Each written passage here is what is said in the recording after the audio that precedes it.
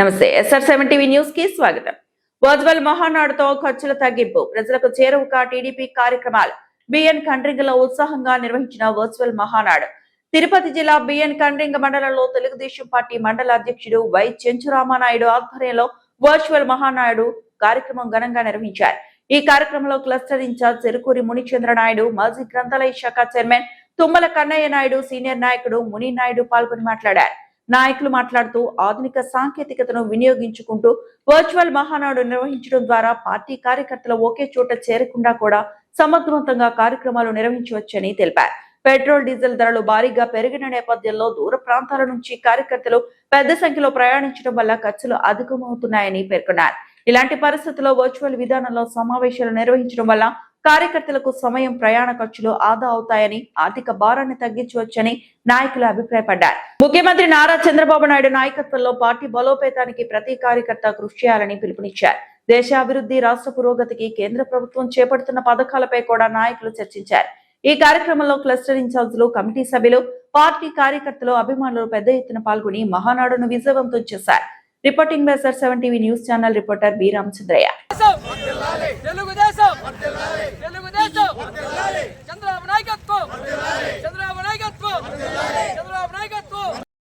నాయకులు అందరికీ నా పేరు మీ వందనాలు. ఈరోజు ఈ పార్టీ మహానాడులో ఘనంగా బిఎన్ కండ్రిలో పెట్టిన ఆదేశం పెద్దలు చంద్రబాబు నాయుడు గారు, మోడీ గారు అప్పటికప్పటికి నిర్దించుకున్నారు. లేదంటే మన అందరం ఆడికి వెళ్ళేవాళ్ళం, మన తంటాలు పడి మన ఆడకు పోయి చూసేవాళ్ళం.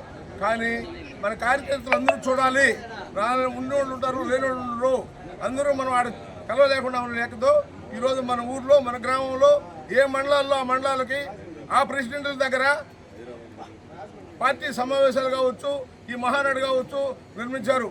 ఈరోజు ఈ తెలుగుదేశం తరఫున అందరూ కూడా ఈరోజు బ్రహ్మాండంగా ఆనందంగా ఉంది. ఈ 2 రోజులు అందరూ వచ్చి బ్రహ్మాండంగా విజయం చేయండి. మన సీనియర్ నాయకులు 2026 మహానాడు హైబ్రిడ్ విధానంలో వర్చువల్గా జరుగుతున్న ఈ మహానాడుకి ఇచ్చేసిన సీనియర్ పార్టీ నాయకులు, గ్రామ కమిటీ అధ్యక్షులు, బూత్ ఇన్ఛార్జీలు, యూనిట్ ఇన్ఛార్జీలు, ప్రతి తెలుగుదేశం కుటుంబ సభ్యులకి నా ధన్యవాదములు.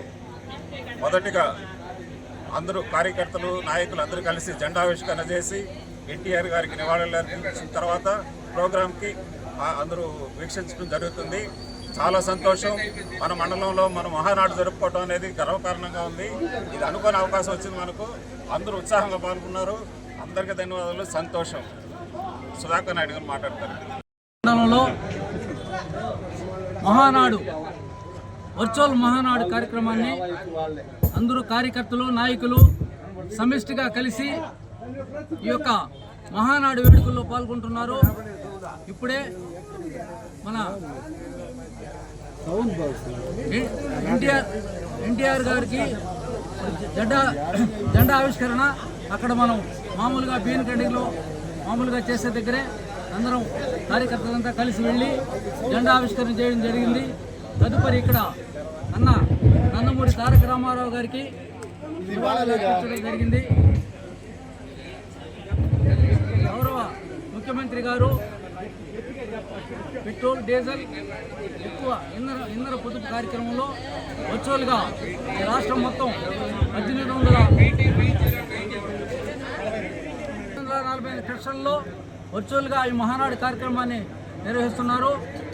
అందరూ కూడా, ప్రతి ఒక్క కార్యకర్త కూడా ఈ యొక్క తెలుగుదేశం పార్టీ సిద్ధాంతాలకి అన్నిటికీ కట్టుబడి పార్టీ అభివృద్ధికి అందరూ కలిసికట్టుగా కష్టపడి పనిచేయాలని చెప్పి ప్రతి ఒక్క కార్యకర్తని, నాయకుని కోరుకుంటూ జై బాబు, ఎన్టీఆర్ అమర్ హై, ఎన్టీఆర్ అమర్ హై.